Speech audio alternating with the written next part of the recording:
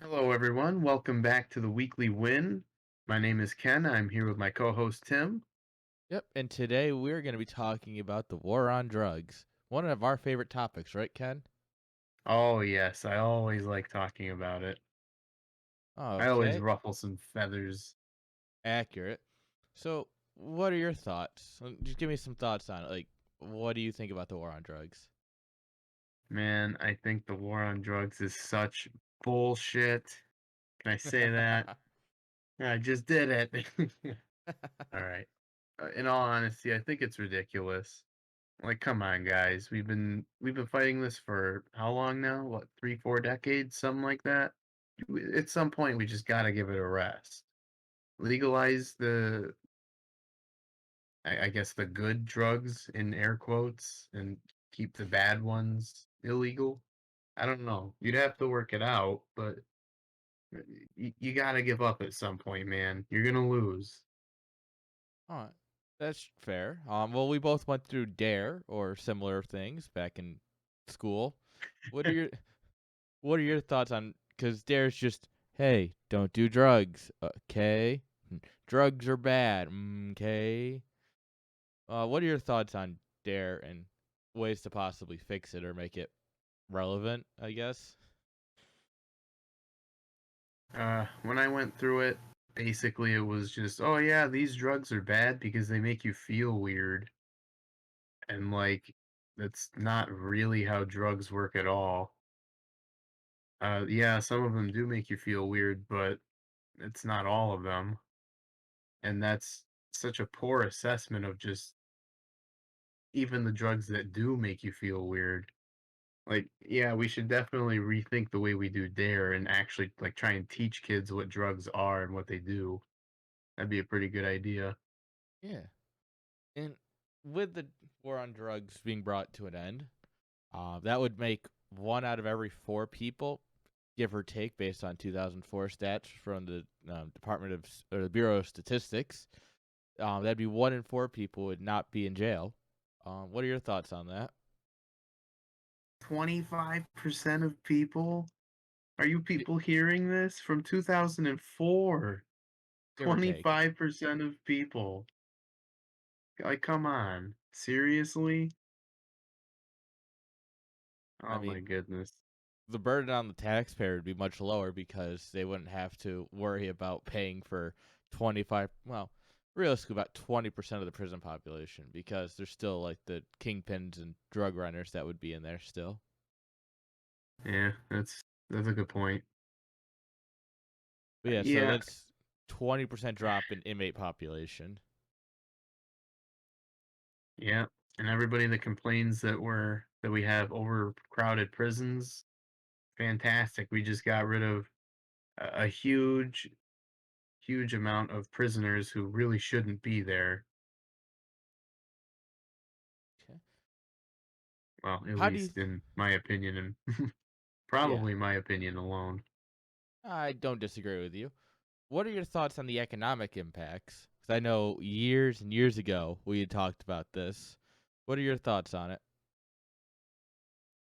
Yeah, I remember specifically we were in government, and I had the opportunity to talk about this. And I said then, and I say it now, specifically Colorado. You can probably look their statistics up, but Colorado has made hand over fist money since uh, 2014 ish. Yep. They've made hand over fist cash, man, just in Do the you taxes alone. And then do you want to they know? created probably 50,000 new jobs. Very close. The hand over fist money. Do you want to take a guess at how big that is of total income for marijuana? 15, $20 billion. 10 in 6 years. Last year they did two Yeah, point something, which was almost double the year before, or a sizable well, percentage yeah. increase at least. Total in the The U.S. pandemic will do that. Yeah, honestly, that's what it did for me. Um, Across the country, there are 321,000 jobs in the or in the marijuana industry, which is almost as 320,000. yeah, which is almost as much as Actually, it's half as much as the post office. So Wow.